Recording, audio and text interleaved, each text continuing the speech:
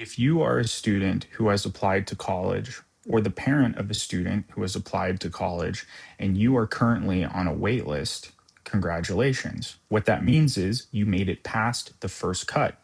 It means that the college has invested time and energy into evaluating your application. And guess what? They decided that you are the type of student that they want. But here's the thing: colleges always admit more students than are going to accept the offer of admittance. They know that in this day and age, especially with platforms like the Common App, that students apply to more than one college. So, to understand a waitlist, and if it's possible to get off a waitlist, we need to first understand what a waitlist is. Colleges know that by May 1st, you are going to put a deposit down at a school. So let's say that you apply to UCLA and Vanderbilt. Students who apply to places like Vanderbilt and apply to UCLA also apply to places like UC Santa Barbara, UC Berkeley, UC San Diego, maybe NYU, maybe even an Ivy League like Columbia.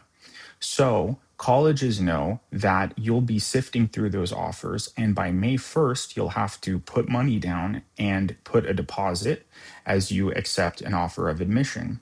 By May 1st, colleges know exactly how many students that they've accepted have accepted the offer of admission. Now, it's important to understand that colleges get ranked on many factors. One of those factors is their admit to accept ratio. In other words, colleges only want to accept students who accept the offer of admission because they get ranked on those factors. So if you're on a wait list, it's important to understand that the college benefits more from rejecting you. And therefore, you being on a wait list is a great sign. So by May 1st, you'll put your deposit down at a place that you have been accepted. And after May 1st is when colleges start going down their wait lists and offering acceptances to students on the wait list. So, although you do not want to put a deposit down at two places before May 1st, after May 1st, if you hear that you've been accepted somewhere else, that is the only time that it's acceptable to revoke your acceptance, the place that you accepted by May 1st, and then accept the offer on the waitlisted school. So, for example, if you have been accepted at UC Santa Barbara, but you're waitlisted at UCLA, UCLA has to determine how many students that they've accepted are going to accept the offer on the waitlist. Students who apply to UCLA also apply to places like Harvard. And usually, if they get accepted at a place like Harvard, they will not accept the offer from UCLA. That's where you get lucky because UCLA will then go down their wait list and they rank students on the wait list.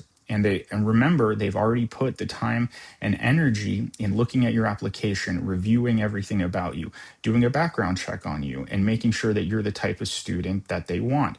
And after May 1st, you will hear if you get off the wait list or not.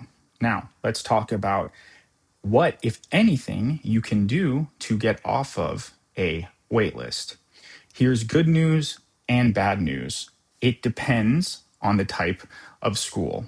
So, right off the bat, Cal State schools like Cal Poly and San Diego State, and UCs like UC Davis, UCLA, UC Santa Barbara, UC Berkeley, UC Irvine, etc., they do not accept any new information after you submit your application by November 30th. This includes waitlists. So what that means is, what can you do to get off a waitlist at a UC or Cal State? Nothing. You literally just have to wait and focus on the place that you've been accepted. Get excited about that.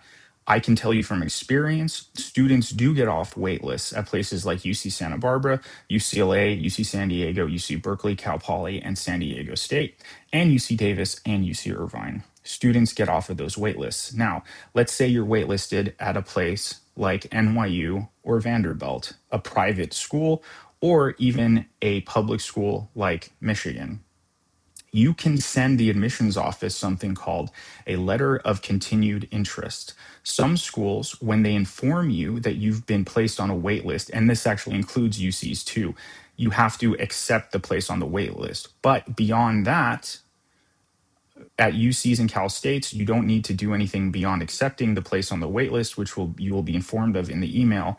But at private schools like Vanderbilt, NYU, and non-California public schools like Michigan, if you're on the wait list, you can write a letter of continued interest. And what is a letter of continued interest? There are only two things that you need to include. Number one, any amazing achievements or any achievements that have happened since submitting your application. In other words, new information. They want new information because, remember, as we've discussed, they've already gone through your application and made sure that you're the type of student that they want. So they want new information to help you increase your spot on the wait list, your position on the wait list, so that when spots open up after May 1st, you're the person that they go to and inform them of the offer. The other thing to include, besides new information like any awards won, any new jobs, any new projects, to include on the any waitlist essay, a letter of continued interest, or a waitlist essay. The other thing to include, and this is really important, going back to what we know about how colleges are ranked, they only want to accept students who are going to accept the offer. So if the waitlist school is your top choice, make that clear in your letter of continued interest or your waitlist essay. In other words, Vanderbilt, if you let me in, I will go here. I will commit.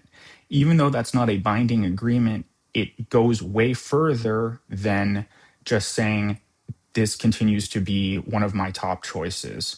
Because remember, they only want to let you in if you're going to accept a spot on the wait list. So to recap, if you're on the wait list, that's great. It means that you have passed the first round.